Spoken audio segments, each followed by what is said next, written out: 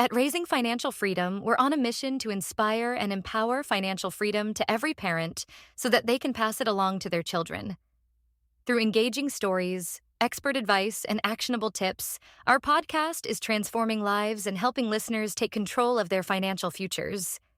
Your support helps us produce high-quality, impactful episodes, expand our reach to underserved communities, and keep this life-changing content free for everyone. Whether it's $5, $10, or any amount, every donation fuels our mission and makes a difference. You can donate by clicking the heart-shaped link next to the social icons or the link at the bottom of the show notes. Once again, thank you for supporting Raising Financial Freedom and joining us in creating a world where financial freedom is within everyone's reach. Together, we can make a difference.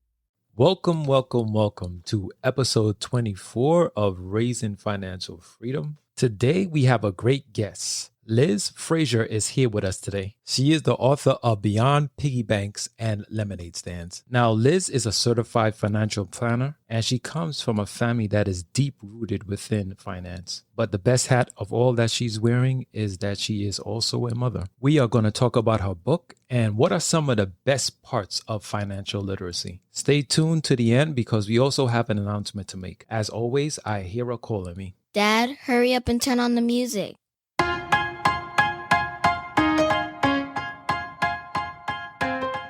Have you ever wondered why some people seem to have it all financially? Do well-off parents simply hand their children money? Or is there more to this wealth thing? Welcome to Raising Financial Freedom, the podcast. We are here to talk about everything you never knew to teach your children when it comes to starting their financial future. The principles behind wealth and methods that are out there to teach your child about personal financial freedom. There is no real trick to earning other than learning. We are here to discuss, teach, and grow with you. Raising Financial Freedom, the podcast, with your host and concerned parent, Eric Yard. Let us get right into today's show. Welcome, everybody, to another episode of Raising Financial Freedom. Today, we have Liz Frazier.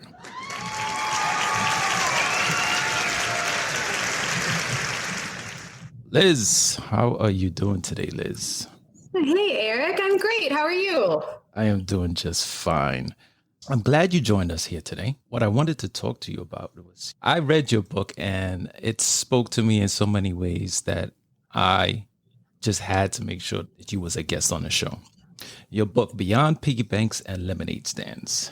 Tell me some of the history that you have with this book and some of the financial literacy roots that you and your family have within That's a great question. There's a lot there. I am a financial planner and I come from a family of financial planners. My mom started her financial planning business about 40 years ago now. And my brothers joined the firm about 15 years ago. And then I joined about 6 years ago. Finance has always been in my blood. It's always been a part of our family. It's never been a taboo subject around the dinner table. It just was always part of our life, just like any of these other nutrition, safety, any of these other kind of important topics for kids. It was always just a part of our world. So it was never something that I was uncomfortable with. And when I became a financial planner, I started seeing clients, and what I saw was that the majority of my clients, and it didn't even matter how much money they had. It wasn't about how much money they had. The majority of my clients were very intimidated by finance. And these are very smart people and there's no reason that they couldn't learn about finance. But I think it came down to a couple things. I think one, the world of finance is made way more complicated than it needs to be. If you listen to the news and if you listen to experts, you would think that you have to understand hedge funds or Bitcoin to be able to manage your own money.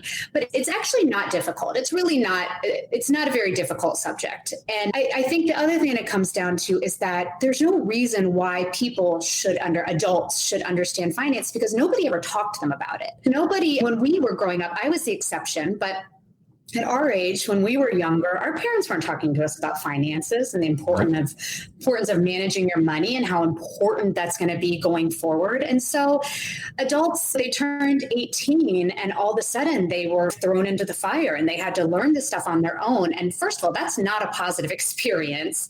And a lot of people made a lot of mistakes and became very intimidated and uncomfortable about money. And so I realized that these adults, it's not that they couldn't learn about money and finance. It's that they had a block up. They had this block up that, I'm not financy. I don't manage the finances in my house. No, that's not my thing. Or math isn't my thing, which I'm like, but so I think it's more, I started realizing that this is something that people have a block about, and it's because they were never taught about it when they were kids. And I have little kids. So, it started with me just talking to them about money the way that I did when my parents were raising me, the way that they did. Just talking to them just in general. It was just part of our conversations because it was my job. It was my work. It was something that I love. And it grew from there. And I realized that these kids are just sponges and that they're not intimidated by money because I wasn't telling them to be. I wasn't teaching them to be. And that it was something that was so simple that all parents could do, and it would have such a positive effect on their kids' lives. So that's really what sparked my interest for the topic and then the book. What have your parents taught you about financial literacy since your family is so enriched in it?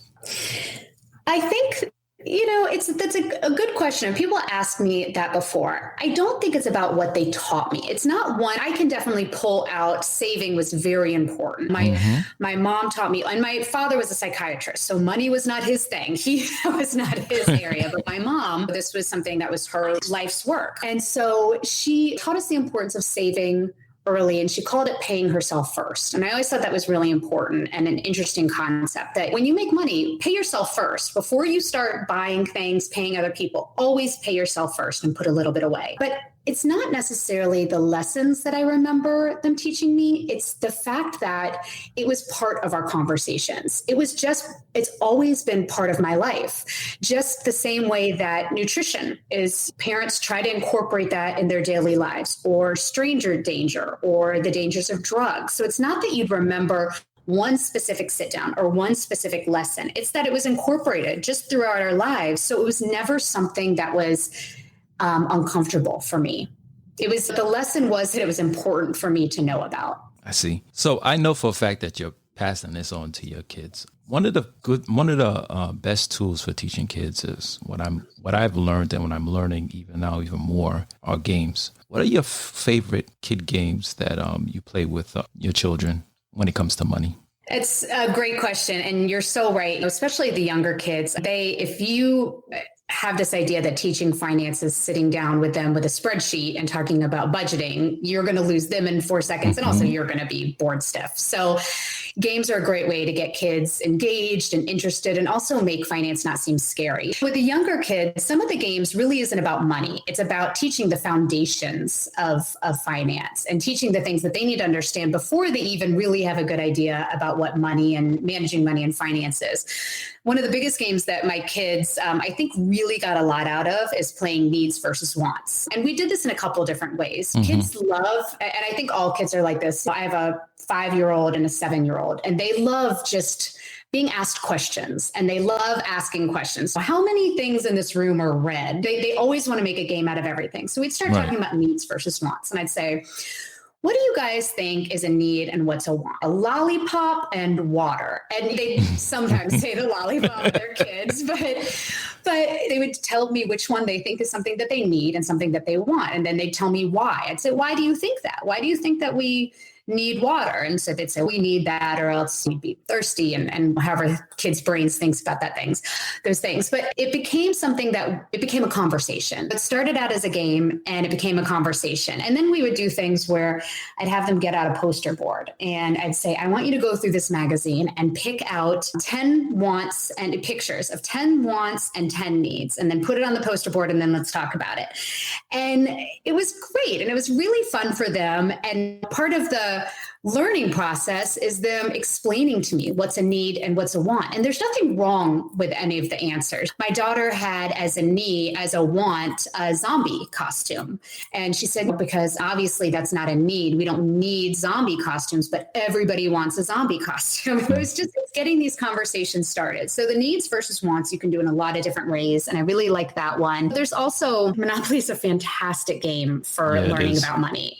It's fun for everybody. It's something that everybody in the family enjoys. So that's any of those kind of games are great for teaching kids. There's other things like talking about how much things cost. You can go through the house and say, what here do you think costs money? And what do you think that we have to pay for? And so it's looking at things like electricity or the cable or the refrigerator or the house and having them identify these type of things. A lot of these games are really about conversations and making them fun for the kids. Yeah, definitely. You definitely have to make it fun for them so they could take that information and take it in easy and realize that, hey, this is not so bad. Exactly. But what I want to know is that with your kids having a clear-cut advantage, since your family's deep-rooted in financial literacy, how important do you think that the foundation is for? I think that right now, yes, my kids have the advantage because I'm comfortable with money and with finance. So I feel comfortable and confident in talking to my kids about this. However, any family can get there. And I think that's really important because I think that a lot of parents, you can give parents all of the tools to teach finance, but if they're uncomfortable with finance and money themselves, and they don't have the confidence that they can teach their kids in the right way, then it's just not going to happen. But it's really important for parents to understand that anybody can teach their kids this. So while I might have the advantage at this moment, anybody can get there. Anybody can have the confidence and understanding to teach their kids, because first of all, when I hear parents especially saying, I don't know money. I don't understand enough to talk to my kids about it. They know way more than they think they do because they are already paying bills. They're already saving, whether they think they are or not, they're saving. They're already prioritizing. They prioritize certain bills over another one. They prioritize their needs versus wants. They do talk to their kids about money. They may not be intentionally talking to their kids. Part of learning how to do it is doing it in a more intentional way. But parents don't realize that they have the advantage of experience. Kids don't have any experience with money. They know nothing about it. And parents really do know more than they think they do. So I think that's important for parents to give themselves a little credit about. And also, what I said in the beginning is true. Finance is not that difficult. It's not. And you do not have to understand the ins and outs of the stock market. You don't have to understand Bitcoin. You don't have to understand hedge funds. You don't have to understand any of these complex topics to understand enough to have a healthy financial attitude, to be able to manage your own money and to teach your kids. And it's some very basics around budgeting, which is just how to spend smartly. How much are you bringing in and how much are you saving and what do you have left? So a lot of it is just record keeping to keep yourself accountable. And then the other big part of finance is understanding what you have. So sitting down and looking and saying, okay, I've got this amount in my checking account. I've got this amount in my savings account. I have a home that is worth this much. And then let's take a look at our debt. I have this amount in credit card debt. I have this amount that I owe on my home. And it's taking what you owe and subtracting that from what you have. And then you've got a clear snapshot of what you have, which is called a net worth statement. And it's very simple when you break it down. And then finally, figuring out what your goals are. What are your financial goals? And this is where savings comes about. What are your short-term goals and what are your long-term goals? Do you want to buy a house in 5 years? What do you need to get there? And that's when you can start thinking about a savings plan. Or for short-term, do you want to get out of debt? How much debt do you have? And coming up with a plan with that. These are things that anybody can understand, and you already know so much more than you think that you do. So anybody can get there when it comes to teaching their kids. So while you're teaching your kids, I know everything is not good and hunky-dory. What are some of the frustrations that you have when teaching them? There's a lot of mixed messages out there when it comes to money. And media covers money more than any other topic out there. And it's about the Kardashians and what they have. Or you hear people talking about money is the root of all evil. And if you want money, you're greedy. So something that I'm struggling with my kids right now is they watch these videos, and these kids that they love, that they follow, live in a mansion. And so I've heard them start talking about, let's pretend like we're rich kids, or Mom, why don't we have a mansion? And I'm a financial planner, and this is my gig. This is my job. And I struggle with it. And I have to talk to them and say, guys, money is not good or bad. Money is a tool. And money is a tool to help you get what you need. And so it's not about whether you're rich or not rich. It's not about the house that you have. It's about, do you have money to get what you need and to reach your goals? And so I have to keep talking to them and continue talking to them about this, because there's so many mixed messages about money. And that comes into play even more when parents are talking to their kids about money, because all they're getting is these outside influences about money. And usually it's about the wealthy, the super wealthy, and what they're doing and what they're buying and what they're getting. And I have to talk to my kids also and say, so those kids who live in that mansion, we have no idea if maybe they actually went into financial trouble to get that mansion.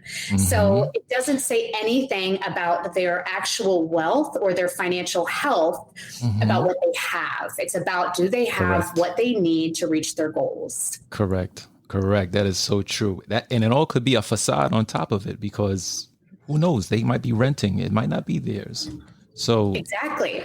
These are things that I definitely try to teach my daughter. Like, hey, what you're seeing on TV is not exactly real. It could be, but it may not be. Exactly. And part of that, and my kids, part of my book was about advertising. And my daughter got really into this. And she'll watch a show and she'll be like, oh, that is just a commercial. They are just telling us that this is awesome because they want us to buy it.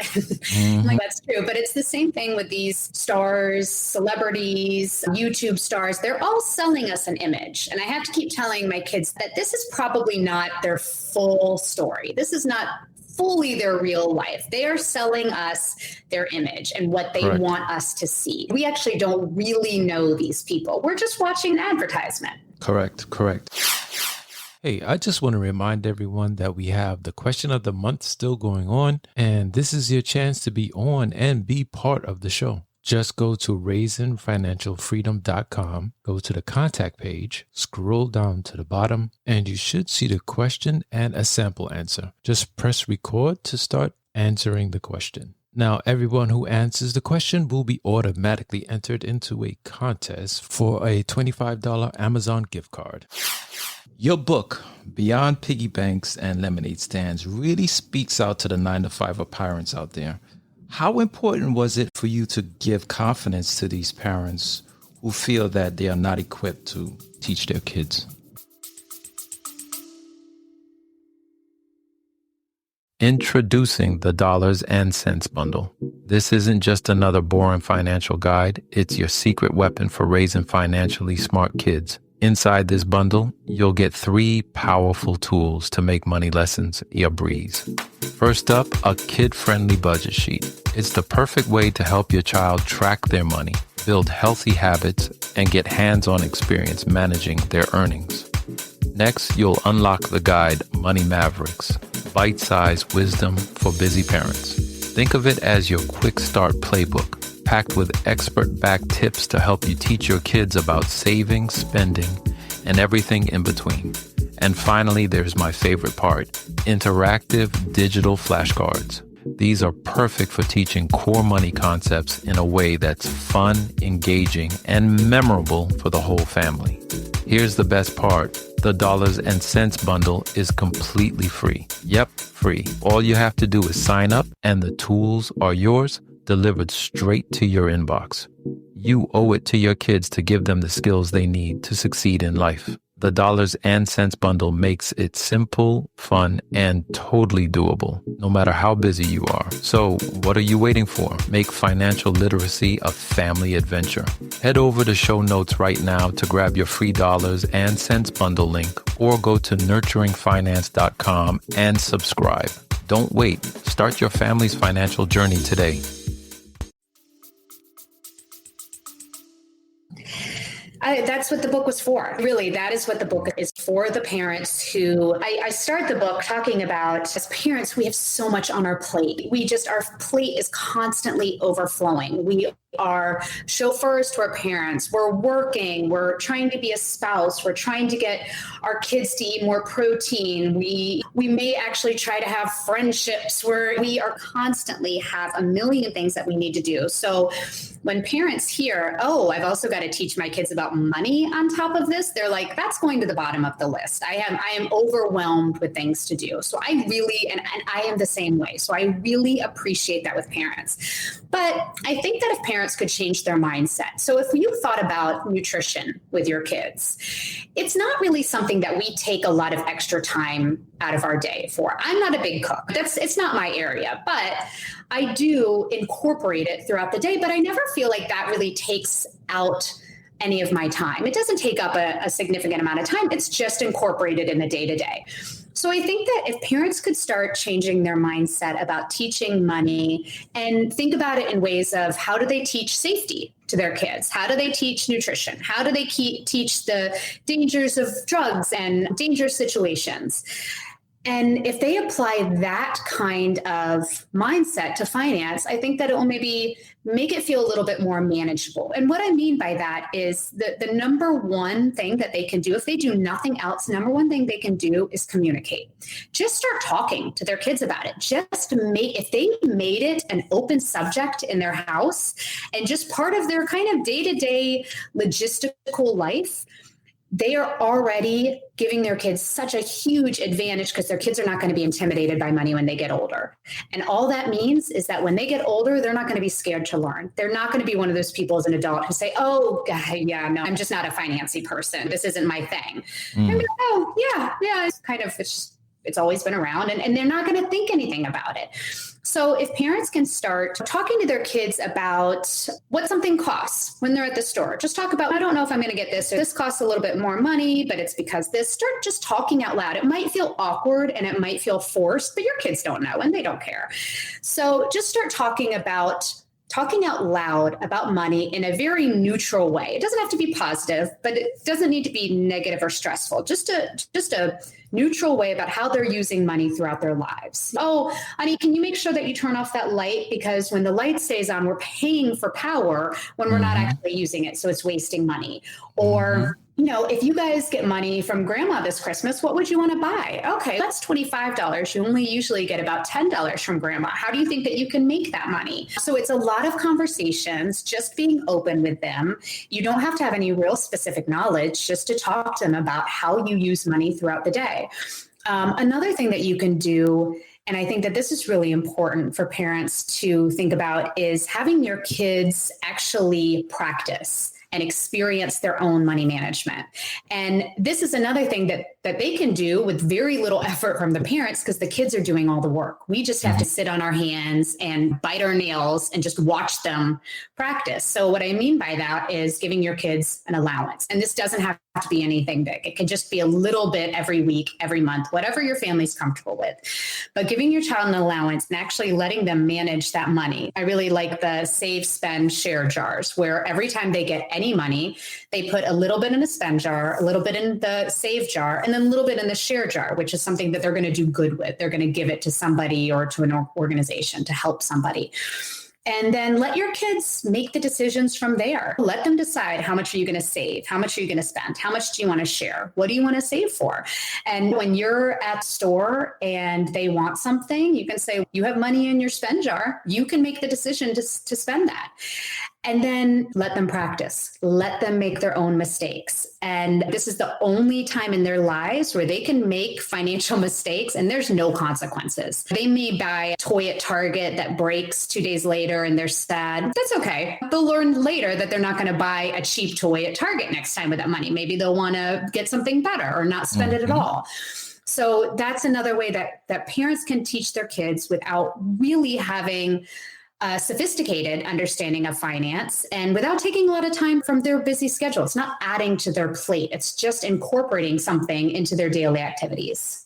Yep, that is so true. I do the same thing with my child. She has not jars, but envelopes, spend, save, and a charity envelope. But just the other day, the other week she forgot, and then she came on Tuesday. She usually gets it on the weekend, and she came to me on Tuesday, said, "Hey, I forgot." I was like, "Yeah, you did forget.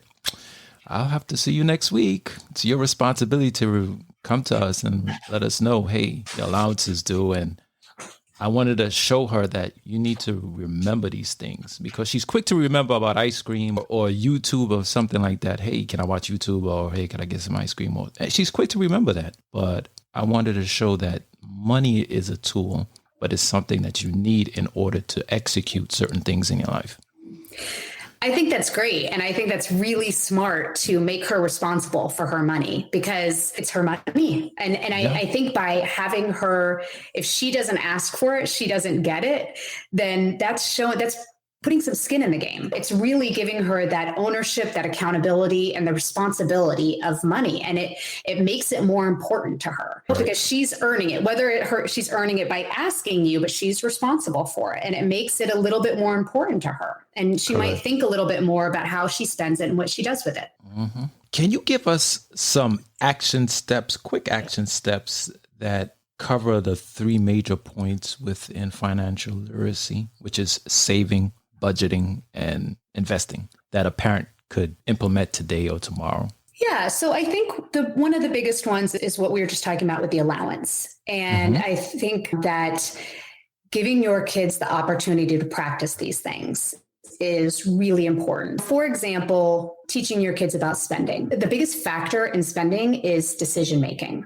So it's helping your kids understand the decision-making process and how decisions work, and then letting them do it themselves. If they want to, let's say that you are at a carnival and your kids have $10 that they are able to spend, and they want to go buy this toy, the first toy that they see, it's an old Minions doll, and they see this and they immediately want it. And you know that it's probably going to break in the next couple of days, but just start the decision-making process with them. And part of that is being aware that they're starting to make a decision and say, okay, so you have $10 and one option is to buy this. So let's think through, what are some other things that you could do with this $10? Let's just make sure this is the best choice. So you could either buy this now, or you could save that money and buy something later, that during the day at the carnival, or you could save that money for something else for another day. So let's just start thinking through this. And your kid's probably going to go, okay, all right, yep, I want this Minion doll. This is what I want.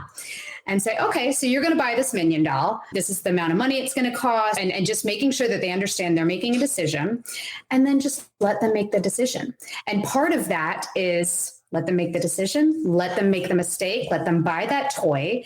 And then later, when it breaks or they don't like it anymore, or they're crying and they want to buy something else because they see it, something even better at the carnival, just talking them through it and saying, oh yeah, I understand. That's really hard. I know that you wish you could get this, but you already made your decision and you bought the Minions toy. And I'm sorry that you're regretting it. And I totally understand. And next time, maybe you'll make a different decision. But that's a really big part of understanding spending. And that's really the cornerstone for budgeting, is being able to make smart decisions, thinking through what you're spending money on. So I think that's the biggest thing with spending. With saving, what I did with my daughter when she started out getting her allowance and doing the jars is we came up with what she was saving for. And at the time it was a Jasmine doll. So I said, okay, we made it really fun. We put together this big poster board. We got pictures of the Jasmine doll. We put it all over.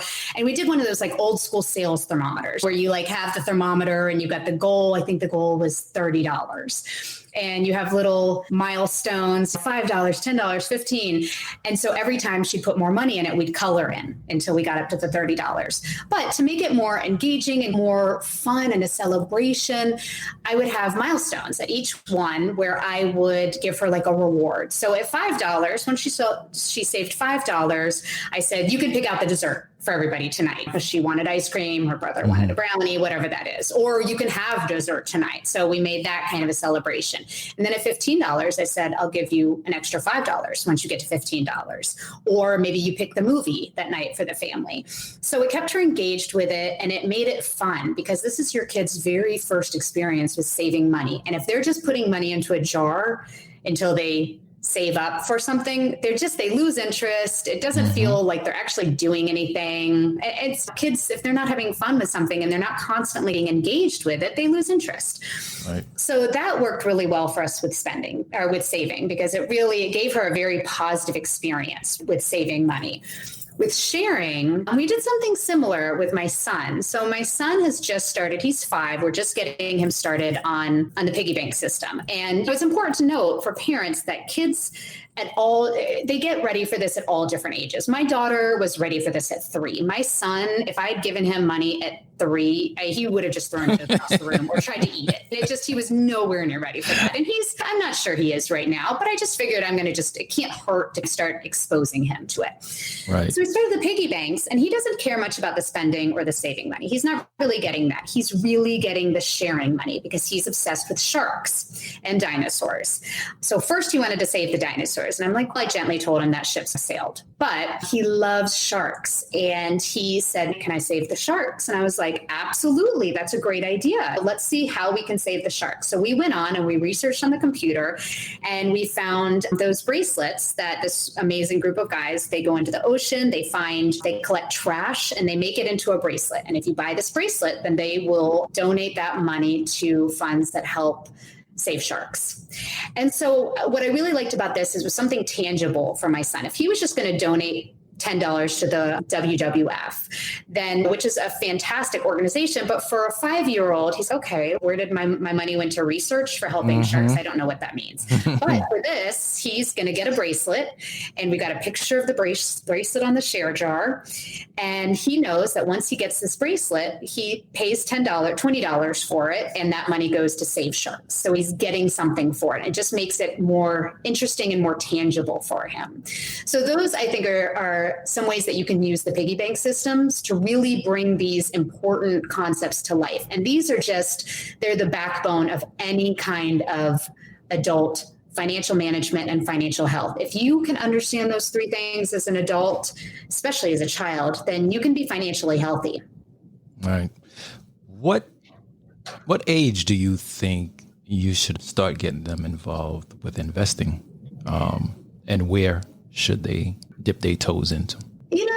That's a tricky one. It varies for kids. I think part of it is how far along they are within your family, and if they're lucky enough to be learning at school, which most schools don't teach financial management to kids. But it's a tricky question. I think it's all individually based on your child's understanding of money and confidence in money. But I think as soon as they understand saving and they've got a good grasp on that, then you can start introducing investing aspects. And you don't have to necessarily jump into the stock market. You can start by talking to them about banking, the banking system, and savings accounts at banks, where if you put in your money into a savings account, they are actually going to pay you money called interest to borrow your savings and to use it. And one way that you can actually show your kids this firsthand is you can start paying them money for their savings. And this is an interesting concept. And again, the kids have to really have a good grasp about savings.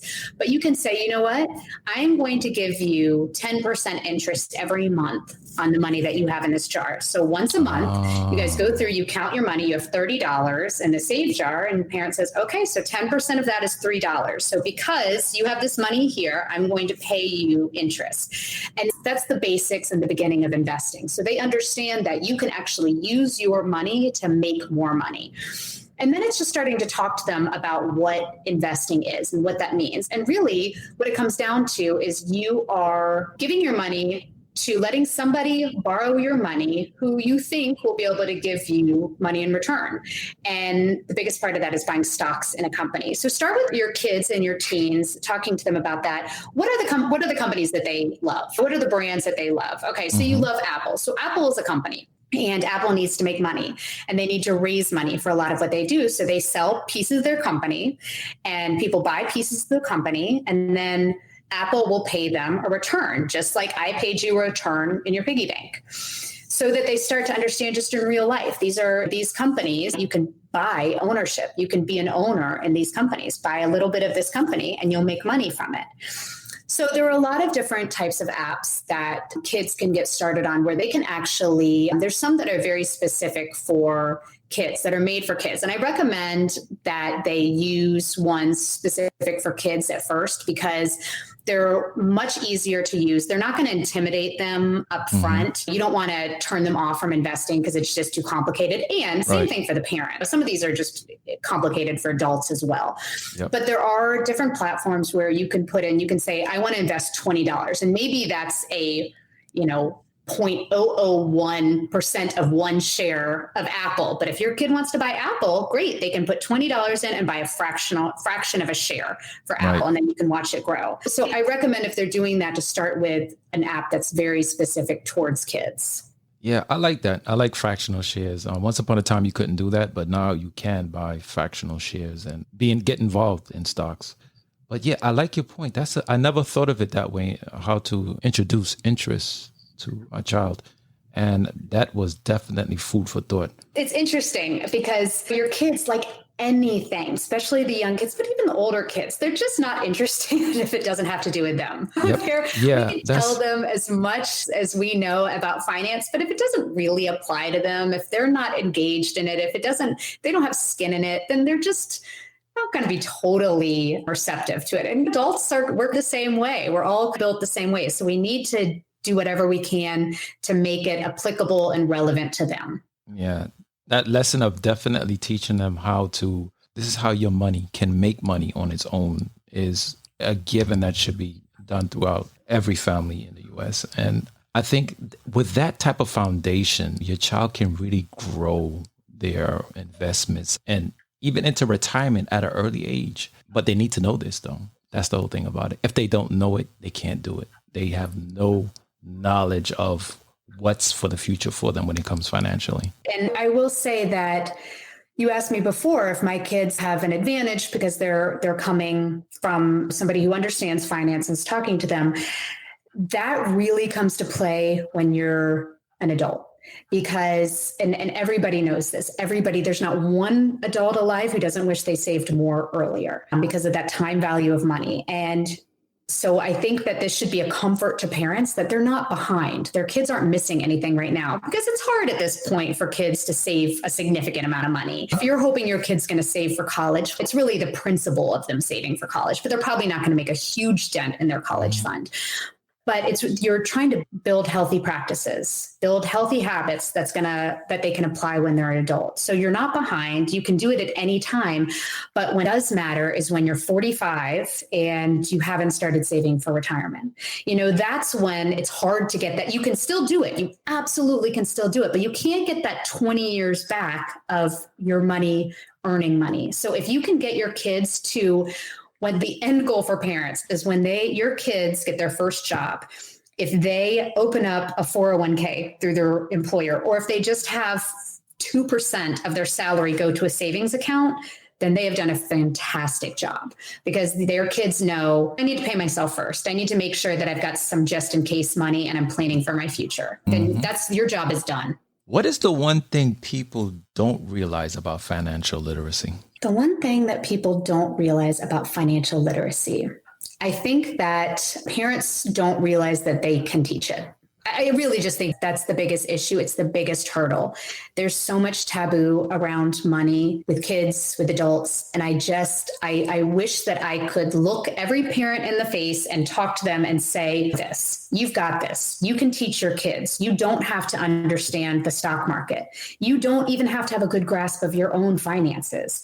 You just need to make it a comfortable subject for your kids. Just give them these basic building blocks so that they can learn it as they get older. And you're not going to teach them everything in a day, in a month, in a year. You're not going to teach them everything in a lifetime. It's a lifelong process. But for parents, all you need to do is just get started. Just start having those conversations. Just start putting those building blocks, incorporating those building blocks. And I tell you, they'll do the rest. They will be able to learn, become financial literate through being comfortable, through experience, through learning on their own, through practice, and through exposure. Liz, what is the best piece of advice anyone has ever given? Anybody has ever given me. I'm assuming this is about, I think what my mom said, pay yourself first. That always stuck with me. I think it made it feel more real. Nobody really wants to save. What's exciting about that? You're putting money away that you could be doing something with now. But when you think about it in terms of you're paying yourself first, you're doing something for yourself. This is, you're giving yourself money so that you can have it for what you need later. So I think if anybody if there's one thing that you can teach your kids or that adults can do on their own is to save, to pay themselves first. Sounds great.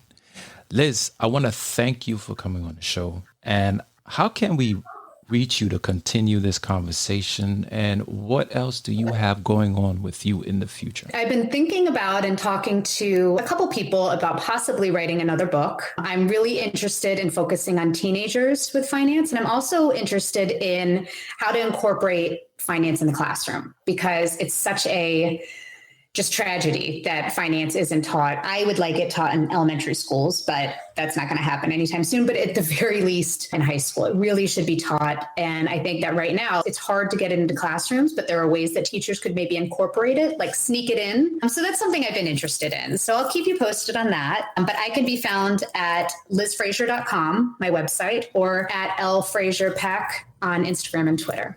All right, Liz. Once again, thank you for coming on the show. Thank you so much.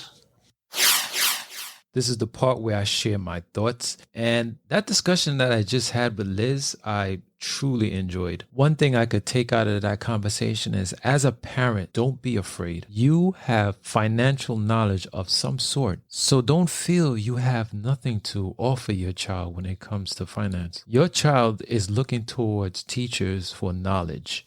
And you are the number one teacher. And if you really don't feel that you have anything to offer, read Liz's book and listen to more of my episodes and just educate yourself while you're teaching your child.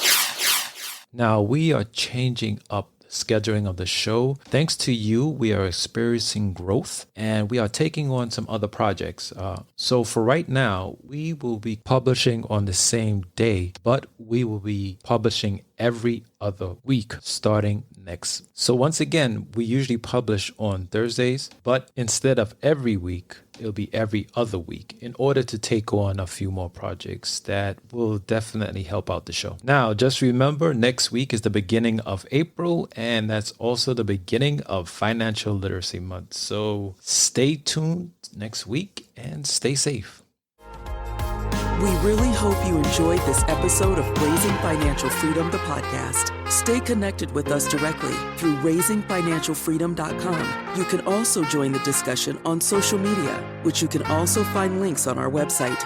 If you would like to speak with us, please send us an email through info@raisingfinancialfreedom.com. And as always, thank you for pushing your mindset towards a better reality. This concludes the most thought-provoking portion of your day. Don't forget to please like and subscribe to stay fully up to date. Until next time, be kind to yourself and each other.